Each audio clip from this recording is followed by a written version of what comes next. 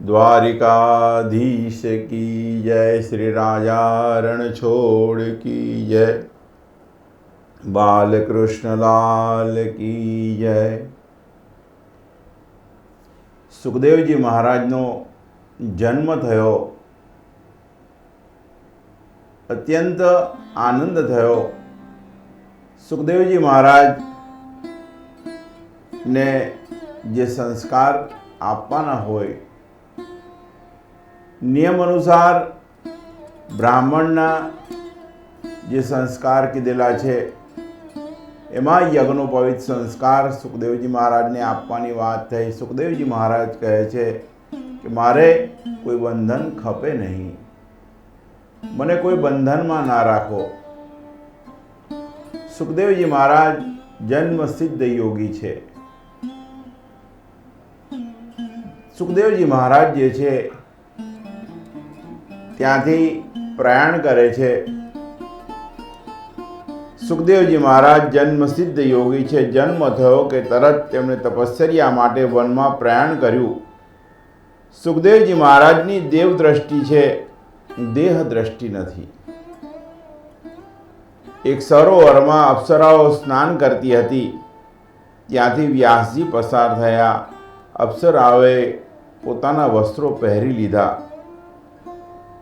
થોડી વાર રહીને સુખદેવજી મહારાજ ત્યાંથી પસાર થયા। અપ્સરાઓએ પૂર્વવ્રત સ્નાન ચાલુ રાખ્યું।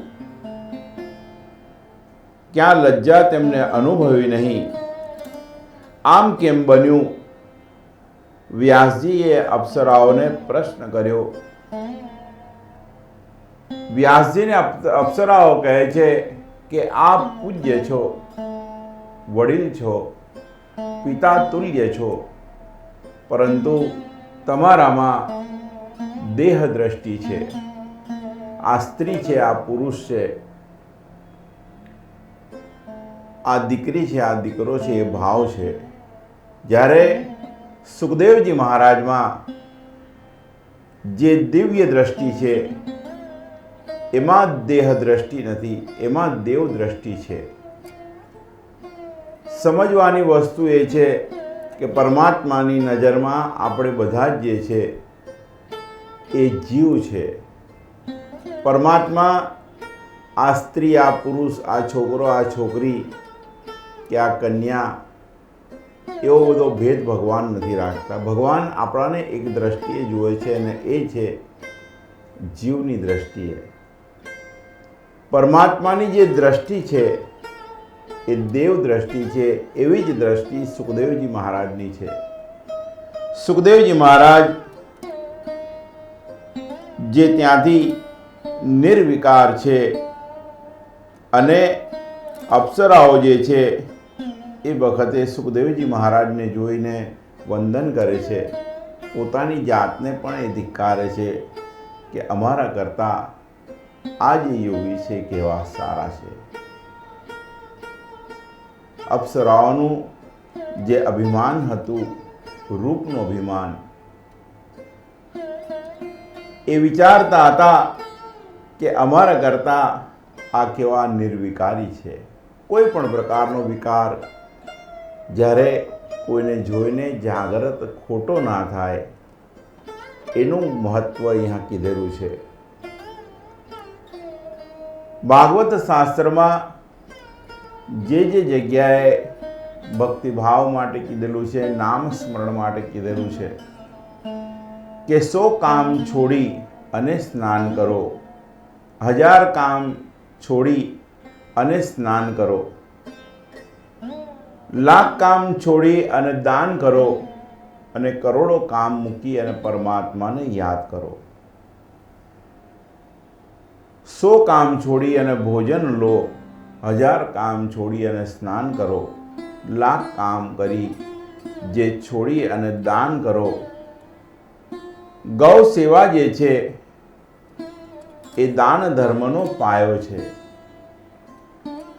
કરોડો કામ હોય એમાં પણ આપણે સમય કાઢી અને પરમાત્માનું ધ્યાન ધરીએ, પરમાત્માને ખૂબ સારું લાગે। જેમ માત પિતાનું આપણે માન સન્માન જાળવીએ, એ જ ભાવે આપણા જે માતા પિતા એ પણ પરમાત્મા પણ કહેલા છે. જ્યારે એમને યાદ કરીએ પરમાત્માને ખૂબ ખુશી થાય. વૃત્તાંત અહીંયા કરેલું છે કે વ્યાસજીએ 17 પુરાણો બનાવ્યા અને મહાભારતની રચના કરી. મહાભારત એ સમાજશાસ્ત્ર છે. મહાભારત એ 5મો વેદ કીધેલો છે. આટલા ગ્રંથોની રચના કર્યા પછી પણ વ્યાસજીના મનને શાંતિ ન હતી. વ્યાસજી અશાંતિનું કારણ અંદર શોધે છે. મેં કોઈ પાપ તો નથી કર્યું, મારા હાથે કોઈ પાપ થયું તો નથી ને. વ્યાસજી ઈચ્છે છે કે મને કોઈ સંત મળે તો મારી ભૂલ એ મને બતાવે. વ્યાસજીના વિચારથી પ્રભુએ નારદજીને ત્યાં આવવા પ્રેરણા કરી. કીર્તન કરતા કરતા નારદ મુનિ ત્યાં પધાર્યા છે. ગંગાજીને આનંદ થયો છે. મહાપુરુષોનું મિલનથી ગંગા જે કથા ગંગા પ્રગટ થશે, અનેક જીવોનો ઉદ્ધાર કરશે. આજે ગંગાજી શાંત થયા છે. 2 મહાપુરુષોના સત્સંગમાં વિઘ્ન ન થાય. મહાવૈષ્ણવો મારા કૃષ્ણની કથા કરશે. આ કથા ગંગા અનેક જીવોનું કલ્યાણ કરશે. ત્યારે નારદજી પધારે છે. વ્યાસજી ને નારદજી કહે છે, મારામાં જે અપૂર્ણતા છે તે તમે મને બતાવો. નારદજીને વંદન કરી વ્યાસજીએ પ્રશ્ન કર્યો. નારદજી કહે છે કે કલિયુગના જીવોનો ઉદ્ધાર કરવા તમારો જન્મ થયો છે. તે કાર્ય હજી તમારે કરવાનું બાકી છે અને તેથી જ મનમાં ખટકો છે. કળિયુગમાં ભોગી જીવો તમારા બ્રહ્મસૂત્ર વગેરેને સમજી નહીં શકે. આપે યોગ જ્ઞાનની ખૂબ ચર્ચા કરી, પણ ભગવાનની લીલા કથાઓનું તમે પ્રેમથી વિસ્તારપૂર્વક વર્ણન કરેલું નથી. કૃષ્ણની લીલા કથાઓનું તમે પ્રેમથી વર્ણન કરો, એનું ગાન કરો તો તેનાથી તમારું દુઃખ દૂર થશે. સંતના શરણમાં જ્યારે જઈએ, કોઈ પવિત્ર વ્યક્તિના ચરણમાં આપણે જઈએ, એના શરણનું આ ફળ છે કે જીવનમાં ગમે એવી મોટી સમસ્યા હોય, દુઃખ હોય, તકલીફ હોય, કોઈ વ્યથા હોય તો એનું સમાધાન જે 4 જણા છે આપી શકતા હોય છે. શાસ્ત્રમાં કહ્યા અનુસાર માતા પિતા જે છે એના ચરણમાં 68 તીર્થનો વાસ છે. સૌથી કોઈ ધનવાન વ્યક્તિ હોય તો એ વ્યક્તિ એ છે, સામાન્ય ભાષામાં વિચારીએ તો એ વિચારણા લોકો એવી કરે કે જેની પાસે ધન વૈભવ છે, જેની પાસે બધી જ પ્રકારની સુખ સુવિધાઓ છે અને કરોડોપતિ છે, એ ધનવાન. પણ શાસ્ત્રની પરિભાષા થોડી જુદી છે. શાસ્ત્રમાં વર્ણન કર્યું છે કે જેની પાસે માતા પિતા છે એ સૌથી મોટો સુખી વ્યક્તિ છે. જીવનમાં ક્યારે દુઃખ તકલીફ કોઈ વેદના હોય, માતા પિતાને તમે વંદન કરી એની પાસે બેસો. કદાચ જ્ઞાનની દ્રષ્ટિએ એ તમારાથી ઓછું ભણેલા હશે, પણ જીવનના અનુભવના આધારે એ તમને સાચું માર્ગદર્શન આપશે. માતા પિતાના ચરણમાં 68 તીર્થનો નિવાસ છે. તમે 68 તીર્થમાં સ્નાન કરો એ બરાબર જ તમારા માતા પિતાને રોજે સવારમાં ઉઠી એમના ચરણ સ્પર્શ કરીને જાઓ. પહેલી વાત કે જીવનમાં ક્યારેય કોઈ તકલીફ તમને આવશે નહીં, અને આવશે તો એનું સમાધાન પણ સાથે લઈને આવશે. સૂડીનો ઘા સોયથી અટકશે. આ માતા પિતાના આશીર્વાદનું મહત્વ છે. બીજા કીધેલા છે બ્રાહ્મણ. બ્રાહ્મણ પણ વર્ણાનામ ગુરુ બ્રાહ્મણ એવું કીધેલું છે કે કોઈ પણ વર્ણનો ગુરુ કોણ તો એ બ્રાહ્મણ. બ્રાહ્મણ માટે કીધું છે કે જંગમમ તીર્થમ. બ્રાહ્મણ જે છે જ્યાં ઉભો રહે ત્યાં તીર્થ ઉત્પન્ન થાય. ભાગવતજીમાં જે વર્ણન કરેલું છે કે જ્યારે શ્રદ્ધાએ કરી બ્રાહ્મણના ચરણ સ્પર્શ કરવામાં આવે ત્યારે જે તીર્થોમાં સ્નાન કર્યાનું ફળ પ્રાપ્ત થાય છે. બ્રાહ્મણ પણ જ્ઞાની હોય છે. જીવનમાં કોઈ સમસ્યા હોય, કોઈ દુઃખ હોય, એનું સમાધાન ન મળતું હોય તો બ્રાહ્મણ પાસે જઈએ તો આપણાને એનું સમાધાન મળે છે. ત્રીજા ગુરુ જે છે, જેમની આપણે કંઠી બાંધીએ, જેમની પાસે આપણે મંત્ર દીક્ષા લીધી હોય, એ ગુરુ પણ આપણાને માર્ગદર્શન આપે છે. અને ચોથી સેવા કીધી છે કે જ્યારે ગાયની સેવા કીધી છે, એ ગાયની સેવા આપણે કરીએ. તમે એક રોટલી જો ગાયને આપો છો તો 33 કોટી દેવ એના થકી એ પ્રસાદી લે છે. ગાયની સેવા રોજે કરવી જોઈએ. ખાલી ઉત્તરાયણના દિવસે નહીં, પ્રતિદિન ગાયનું ગૌગ્રાસ કાઢવું જોઈએ, ગાયને આપવું જોઈએ. ગાયની સેવાથી સૌથી મોટું પુણ્ય પ્રાપ્ત એ થાય છે કે ક્યારે પણ તમારું અપમૃત્યુ નથી થતું, એક્સિડન્ટલી ડેથ ક્યારેય નથી થતી. આ મહત્વ કીધેલું છે. જે ગુરુની સેવા આપણે કરીએ એના થકી પણ જીવનમાં સુખ, શાંતિ અને સમૃદ્ધિ પ્રાપ્ત થતી હોય છે.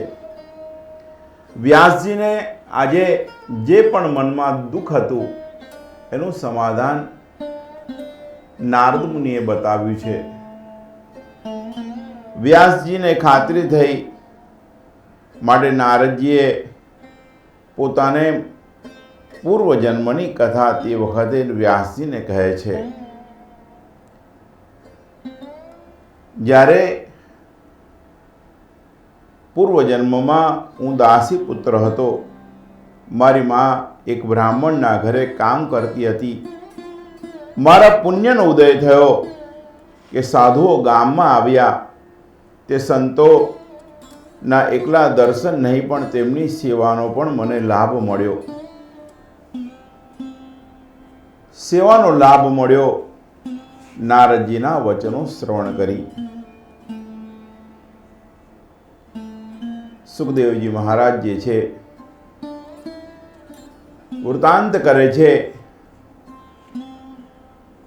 કે ગુરુદેવ એ પ્રેમની મૂર્તિ હતા. ગુરુદેવના ઉઠતા પહેલાં હું રોજે ઉઠી જતો હતો. મારા ગુરુજી હંમેશા 1 કલાક કીર્તન કરતા હતા, 2 કલાક ભગવાનની કથા કરતા હતા. હું કીર્તનમાં જતો, કથા સાંભળતો. એક દિવસ કીર્તનમાં ગયો, તે વખતે મને નવો અનુભવ થયો. હું થઈ નાચવા લાગ્યો. ભક્તિનું આ પરિણામ હોય છે. જ્યારે ભક્તિ હૃદયમાં પ્રગટ થાય ત્યારે દેહભાન રહેતું નથી. દેહભાન જે છે, કારણ કે એ વખતે રોમે રોમમાં પરમાત્માનું આવાહન થયું હોય. એ વખતે મનમાં કોઈ ભાવ રહેતો નથી કે હું નાચીશ તો લોકો શું કહેશે. દેહભાન એટલે આપણે જ્યારે પણ કોઈ પણ કાર્ય કરતા હોય, ચાહે સામાજિક હોય કે ચાહે કૌટુંબિક હોય, આપણે હરેક વસ્તુને વિચારીને નિર્ણયો લઈએ. આપણે ચાલતા હોય તો એનો પણ આપણે નિર્ણય લઈને ચાલતા હોય કે હું એવું વ્યવસ્થિત ચાલું કે લોકો મને જુએ તો ખરાબ દ્રષ્ટિએ ના જુએ, અથવા તો મારી ચાલનું કોઈ મજાક ના ઉડાડે. અહીંયા નારદ મુનિને દેહભાન રહ્યું નથી. વ્યાસજીને નારદજી કહે છે કે 4 મહિના આ પ્રમાણે મેં ગુરુદેવની સેવા કરી, આ ગામ છોડી અને જવાનો દિવસ આવ્યો. ગુરુજી, હવે મને જવાનો સમય આવ્યો છે. ગુરુજી કહે છે, મને ખૂબ દુઃખ થયું. મેં તેમને કહ્યું કે હું તમારી સાથે આવીશ. ગુરુદેવ કહે છે કે તારી માતાનો તું ઋણી પુત્ર છે. આ જન્મમાં તારે તેનું ઋણ ચૂકવવાનું છે, માટે માનો ત્યાગ કરીશ નહીં. તું ઘરમાં રહી મંત્રનો જાપ કરજે, બાલકૃષ્ણનું ધ્યાન ધરજે, જપની ધારા તૂટે નહીં તેનું તું ધ્યાન રાખજે. શ્રી કૃષ્ણનું બાળ સ્વરૂપ અતિ મનોહર છે. બાળકને થોડું આપો તો એ રાજી થાય છે. તેથી ગુરુદેવે બાલ ઉપાસનાની, બાલ સ્વરૂપનું ધ્યાન ધરવાની આજ્ઞા આપી છે. નારદજી કહે છે, મેં ગુરુજીને પૂછ્યું, જપની ગણતરી કેવી રીતે કરવી? મારા ગુરુજીએ સુંદર જવાબ આપ્યો કે જપની ગણતરી કરવાની હોય જ નહીં. ગુરુએ મને વાસુદેવ ગાયત્રી મંત્રના 32 લાખ જપ કરવાનું કહ્યું. મેં નિશ્ચય કર્યો, જપ શરૂ કર્યા. જપ કર્યા સિવાય મને ચેન પડે નહીં. ગુરુએ આજ્ઞા પર જ્યારે ચાલીએ ત્યારે જીવનનું કોઈ ને કોઈ લક્ષ્ય આપણે પ્રાપ્ત કરી શકીએ છીએ. આગળ હું જે સમજાવેલું કે માતા પિતા, બ્રાહ્મણ, ગુરુ અને ગાય. બ્રાહ્મણનું મહત્વ એ છે કે ભારદ્વાજ ઋષિ જે છે એ જ્યારે ગંગાજીમાં સ્નાન કરવા જાય ત્યારે ગંગાજી 21 પગથિયા ઉપર ચડી એમના પગ પલાળી અને પછી નીચે ઉતરે. જ્યારે પગથિયાથી સ્નાન કરી અને પાછા ઉપર ચડે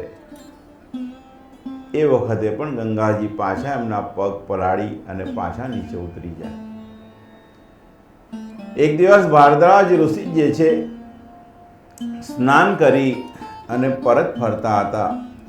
એ દરમિયાન એમને 3 કાળા કપડાવાળી સ્ત્રીઓ જોઈ. એ સ્ત્રીઓ એમના પગલાં જે પડેલા એ પાણીમાં એ પગલાં ઉપર આરોટતી હતી.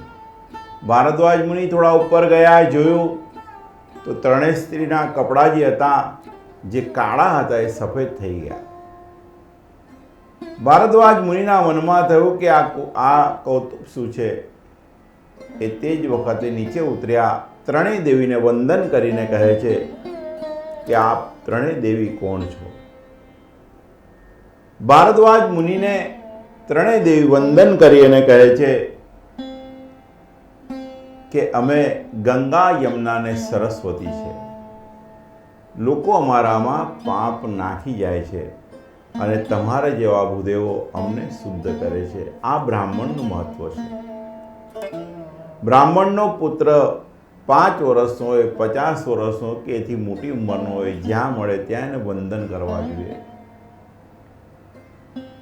કારણ કે સર્વ તીર્થોનું સ્નાન એક બાજુ પર છે ને એક બાજુ છે બ્રાહ્મણના ચરણ. જે પણ બ્રાહ્મણ હોય, જ્યાં પણ મળે, એનો વ્યવસાય કોઈ પણ હોય, પણ એને વંદન કરવા જોઈએ. જે બ્રાહ્મણનું શરીર પ્રાપ્ત થયું છે એ જ સૌથી મોટી ઉપલબ્ધિ છે. વૃત્તાંત અહીંયા કરેલું છે કે નારદજીએ ગુરુજીની પાસે મંત્ર દીક્ષા લીધી. એક દિવસ નારદજી કહે છે કે ગંગા કિનારે ઝાડની નીચે હું બેઠો હતો. 24 વર્ષથી ભાવના કરતો હતો કે ભગવાન કૃષ્ણ મને દર્શન આપશે. એક દિવસ મને ભગવાનના દર્શન પ્રાપ્ત થશે. એક દિવસ મને પરમાત્મા દેખાશે. અને આકાશવાણી તે વખતે થઈ કે આ જન્મમાં હવે તને મારા દર્શન થશે નહીં. જીવનમાં જ્યારે જે લક્ષ્ય સાથે આપણે જીવ્યા હોય અને એ જીવને પ્રાપ્ત ન થાય, વર્ષોની મહેનત પછી પણ ક્યારે પણ નિરાશ નહીં થવાનું.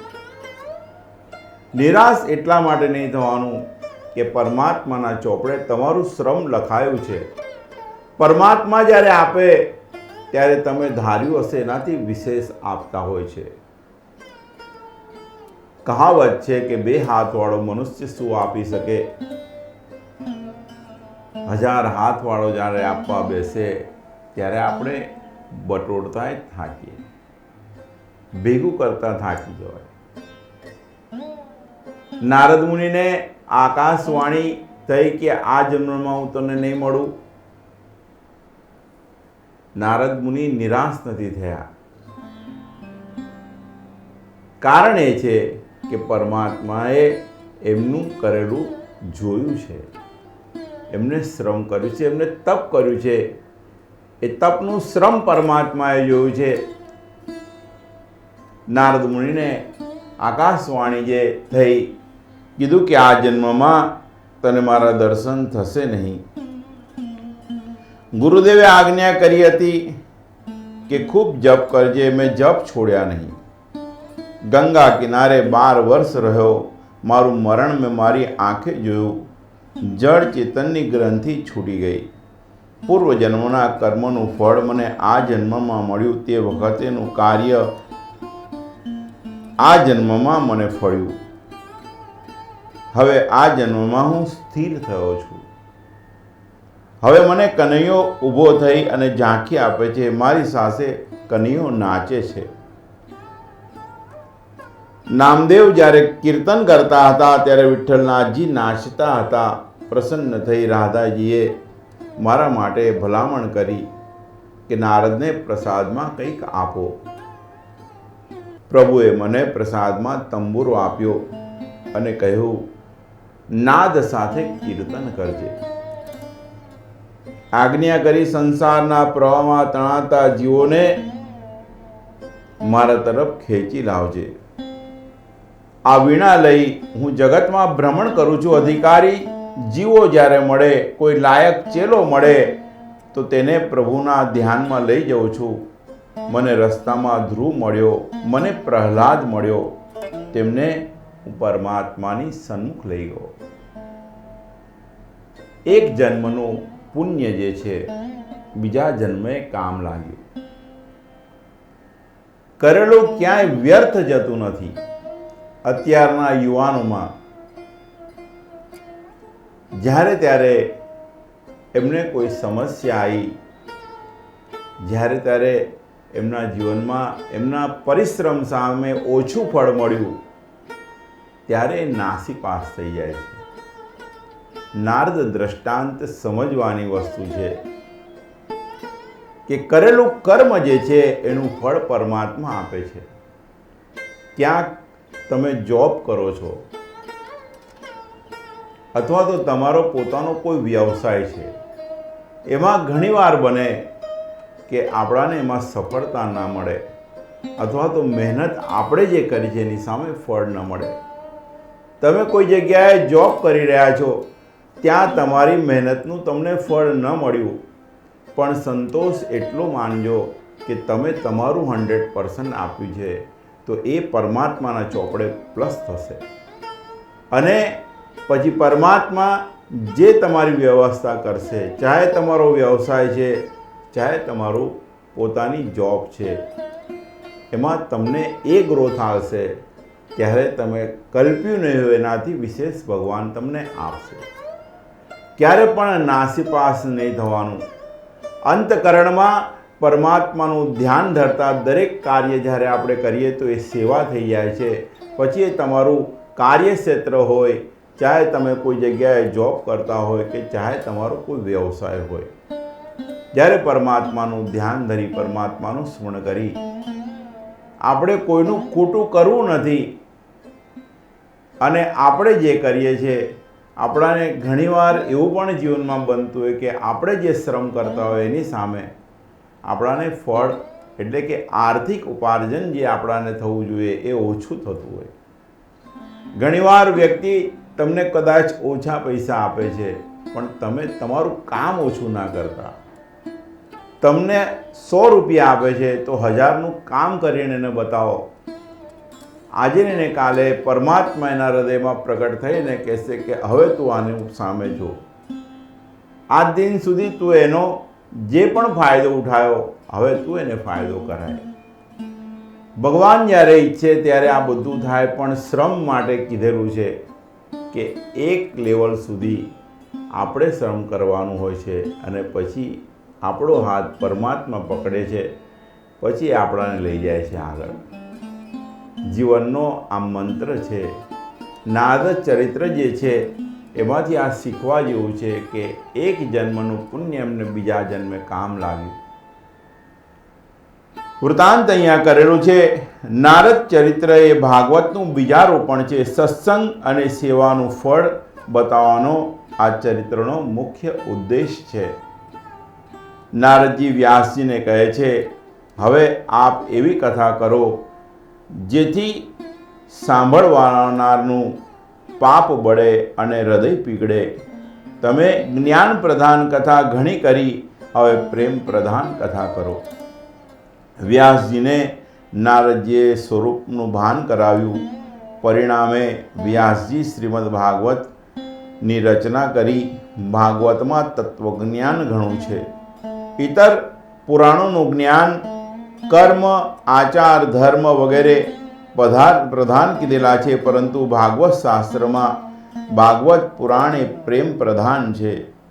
પ્રભુ પ્રેમ વિના સૂક્ષ્મ જ્ઞાનની સેવા જે શોભતી નથી એ બતાવવા ભાગવતનો ઉદ્દેશ છે.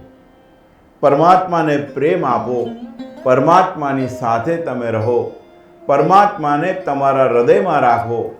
જ્યારે જે પણ તમે કાર્ય કરશો એ કાર્ય તમારું સેવા થઈ જશે. બહેનો જે હોય એ ઘરમાં જ્યારે રસોઈ બનાવે, રસોઈ બનાવતા બનાવતા પણ જો પરમાત્માનું નામ સ્મરણ કરે છે તો એ રસોઈ જે છે એ પણ પ્રસાદ થઈ જાય છે. પરમાત્માનું જે નામ છે એની અંદર આ શક્તિ રહેલી છે. એક દાખલો હું તમને આપું કે તમે સત્યનારાયણ ભગવાનની કથા કરો. શીરાની સામગ્રી એવી ને એવી તમે બીજે દિવસે એટલી જ સામગ્રીનો શીરો બનાવો, જે કથાવાળા શીરામાં મીઠાશ હશે એ બીજા દિવસે એટલી જ સામગ્રીનો તમે ઉપયોગ કર્યો હશે પણ એમાં મીઠાશ એટલી નહીં હોય. પરમાત્માનું નામ અને પરમાત્માની દ્રષ્ટિ. કથા કરીએ ત્યારે ભગવાનના 1000 નામ બોલીએ, વિષ્ણુ સહસ્ત્ર નામ, ભગવાનનું નામ સ્મરણ કરીએ. એક તો એની મીઠાશ એમાં આવે અને બીજી જે મીઠાશ છે પરમાત્માની દ્રષ્ટિની. ભગવાનને જ્યારે ભોગ લગાવીએ ત્યારે પરમાત્માની કૃપા, જે પરમાત્માની દ્રષ્ટિ જે છે એ ભોગ ઉપર પડે છે. માટે સામગ્રી એટલી ને એટલી છે પણ સ્વાદમાં ફરક પડે છે. બહેનોને પણ વિનંતી કે જ્યારે તમે ઘરમાં રસોઈ બનાવો ત્યારે પરમાત્માનું નામ સ્મરણ કરતાં કરતાં કરો. એ પ્રસાદી જે છે એ ખરા અર્થમાં ઘરમાં ભોજનને પણ પ્રસાદી થઈ જશે. વૃતાંત અહીંયા જે કરેલું છે, જે નારદ મુનિ છે એમને ભગવાન પ્રત્યેનો પ્રેમ કેવી રીતે જાગૃત કરવો એ ભાગવત પુરાણમાં પ્રેમ પ્રધાન છે એ દર્શાવ્યું છે. પ્રભુ પ્રેમ વિના ક્યારે પણ કોઈ વસ્તુ આરોગતા નથી. ભક્તિ વિનાના જ્ઞાનની શોભા નથી. ભાગવતની કથા ભગવાનના સ્મરણથી હૃદયને આર્દ બનાવે છે. તેના મંગલમય જાપ આપણે જ્યારે પરમાત્માના કરીએ ત્યારે એના ઉચ્ચારણ થકી આપણું જીવન પણ મંગલમય બને છે. નારદજીએ કહેલું કે અંતકાળ સુધી મારો જપ ચાલુ હતો. જપની પૂર્ણાહુતિ ન હોય, જપની સમાપ્તિ ન હોય, શરીરની સમાપ્તિ સાથે ભજનની સમાપ્તિ થાય. સંયમ અને સદાચારને ધીરે ધીરે વધારતા જજો તો જ ભક્તિમાં આનંદ આવશે. વૈરાગ્ય વિનાની ભક્તિ સફળ થતી નથી. આચાર વિચાર શુદ્ધ હશે તો ભક્તિને પુષ્ટિ મળશે. શ્રીમદ ભાગવત શાસ્ત્ર ભગવાનને કાળ જે છે એમાંથી જીવને મુકાવવા માટેનું એક સાધન બતાવ્યું છે. શ્રીમદ ભાગવત શાસ્ત્ર મનુષ્યને કાળના મુખમાંથી છોડાવે છે. કાળના મુખમાંથી છૂટવા કાળના પણ કાળ એવા શ્રી કૃષ્ણના શરણે જાઓ તો અંતકાલ સુધરશે. જે સર્વસ્વ ભગવાનને ઉપર છોડે છે તેની ચિંતા ભગવાન પોતે કરે છે. ભગવાનના નામમાં એવી શક્તિ છે કે મહારોગ પણ એ મટાડે છે. હનુમાન ચાલીસામાં કીધું છે, રામ રસાયણ તુમરે પાસા, સદા રહો શ્રી રઘુપતિ કે દાસા.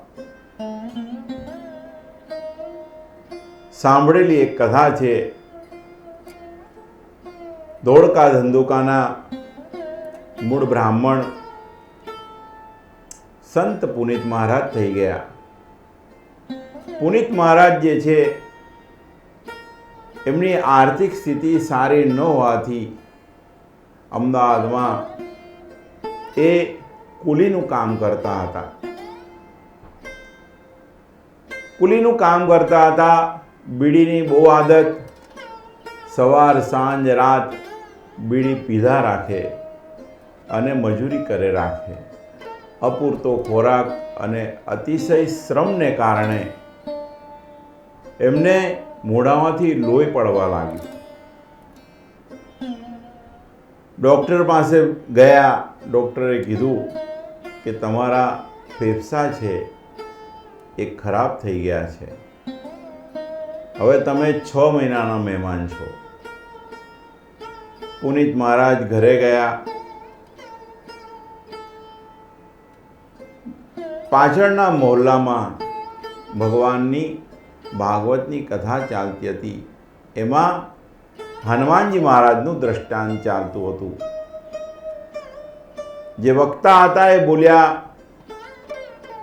કે રામ રસાયણ તુમરે પાસા, સદા રહો શ્રી રઘુપતિ કે દાસા. પુનિત મહારાજ જે હતા એમને મનમાં વિચાર કર્યો કે ઘરમાં બેસીને મૃત્યુની રાહ જોવી એનાથી વિશેષ ભગવાનનું નામ સ્મરણ કરવું. સપ્તાહમાં આ સાંભળ્યું. એમને પરિવર્તન થયું. સતત દિવસ રાત ભગવાનનું નામ સ્મરણ કરવા લાગ્યા. સતત નામ સ્મરણ. રામ રસાયન.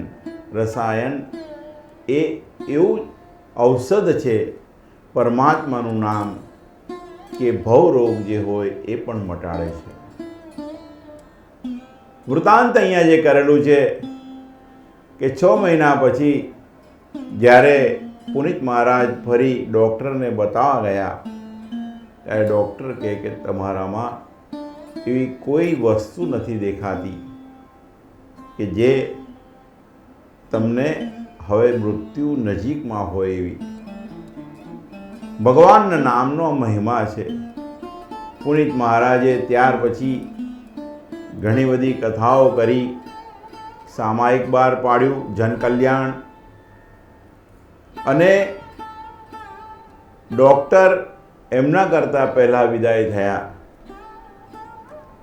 પુનિત મહારાજ પરમાત્માનું નામ સ્મરણ કરતા ગયા. જે પણ એમને બીડી પીવાની આદત હતી એ તો ક્યારની છૂટી ગઈ અને ભગવાનના નામમાં એવા ડૂબ્યા કે જીવન એમનું સાર્થક થઈ ગયું. ભગવાનના નામનો આ મહિમા છે. શ્રીમદ ભાગવત એ જીવને પરમાત્માની કૃપાએ કરી પ્રાપ્ત થાય તો જીવનો અંતકાલ સુધરે છે. ભાગવતમાં મનુષ્યને કાળના મુખમાંથી છોડાવે છે. ભગવાનનું નામ સ્મરણ એનું મહત્વ કીધું છે. મહાભારતના યુદ્ધમાં જ્યારે દુર્યોધને ભગવાનનું નામ સ્મરણ કરતા ભીષ્મ પિતામહને જ્યારે ટોણો માર્યો હતો કે તમે અમારા તરફથી યુદ્ધ કરો છો, પરંતુ તમે કોઈને મારતા નથી. ભીષ્મને ખૂબ દુઃખ લાગ્યું. ભીષ્મ તરત પ્રતિજ્ઞા લે છે કે કાલે હું નહીં, કાં તો અર્જુન નહીં. ભગવાન પોતે કંપી જાય છે. ભગવાન અર્જુનના સારથી હોય છે. ભીષ્મ પિતામહની આ ગર્જના શ્રવણ કરી ભગવાન વિચાર કરવા લાગે છે કે આવતીકાલે અર્જુનનું શું થશે. યુદ્ધ સાયંકાળ પછી સમાપ્ત થાય છે. બધા પોતપોતાની કુટીરોમાં જતા રહે છે. અડધી રાત થાય છે. ભગવાન વિચારે છે કે કાલે શું થશે. ભગવાન એવું વિચારે છે કે મારી આવી હાલત છે તો અર્જુનને તો ઊંઘ પણ નહીં આવતી હોય. ભગવાન અર્જુનને શિબિરમાં ગયા. અર્જુન ઘસઘસાટ સૂતા હતા. ભગવાન અર્જુનને ઉઠાડીને પૂછે છે, અર્જુન તું કેમ ઘસઘસાટ સૂઈ રહ્યો છે? આજે ભીષ્મ પિતામહે જે પ્રતિજ્ઞા લીધી છે કે કાલે તું નહીં કાં તો એ નહીં, તને સહેજ પણ ડર નથી લાગતો ને આટલો ઘસઘસાટ સૂઈ રહ્યો છે? અર્જુન ખૂબ સુંદર જવાબ આપે છે. અર્જુન કહે છે કે મારી ચિંતા કરવા વાળો મારો નાથ છે. એ મારી ચિંતા કરતો હોય પછી મારે મારી ચિંતા ક્યાં કરવાની હોય? ખૂબ સુંદર આ દ્રષ્ટાંત એટલા માટે છે કે જ્યારે પરમાત્માનું શરણ જે છે એ આપણે અંગીકાર કરીએ, ભગવાનના શરણમાં આપણે પોતાની જાતને સમર્પિત કરી દઈએ, પછી પરમાત્મા આપણી ચિંતા કરે છે. આપણે આપણી ચિંતા કરવાની રહેતી નથી. વૃતાંત અહીંયા કરેલું છે કે ભીષ્મ જે છે એમની પ્રતિજ્ઞા છતાંય અર્જુન ઘસઘસાટ સૂતેલો. વ્યાસજીએ ભાગવત ગ્રંથની રચના કરી, પણ તે ભણાવવું કોને? ગ્રંથ તૈયાર થઈ ગયો, તેનો પ્રચાર કોણ કરે? બહુ વિચારી અંતે નજર નારદજી ઉપર ઠરી. સુખદેવજી તેમને સર્વ રીતે યોગ્ય લાગ્યા, પણ તે સદા બ્રહ્મચિંતનમાં લીન રહે. તેમને વનમાંથી બોલાવા કઈ રીતે? શ્રી કૃષ્ણનું સ્વરૂપ અદ્ભુત છે. તે સ્વરૂપે યોગીઓને ચિત્ત જે છે એ ચોર્યા છે, અને કનૈયો સુખ મુનિ જે છે એમને પણ આકર્ષે છે. સુખદેવજી નિર્ણય જે કીધેલો છે, સુખદેવ જે છે એ નિર્ગુણ બ્રહ્મના ચિંતનમાં લીન હતા. તેમાંથી તેમનું ચિત્ત હટાવવા માટે સગુણ બ્રહ્મ તરફ એમને વાળવા કૃષ્ણ લીલાના શ્લોક તેમને સંભાળવા જોઈએ. વ્યાસ ભગવાને પોતાના શિષ્યો પાસે શ્રી કૃષ્ણ લીલાના 2 શ્લોક કંઠસ્થ કરાવ્યા, અને તેઓ એ આજ્ઞા કરી કે સુખદેવજીને જે વનમાં સમાધિમાં એ બેઠા છે ત્યાં જાઓ અને તેમને આ સંભળાવો.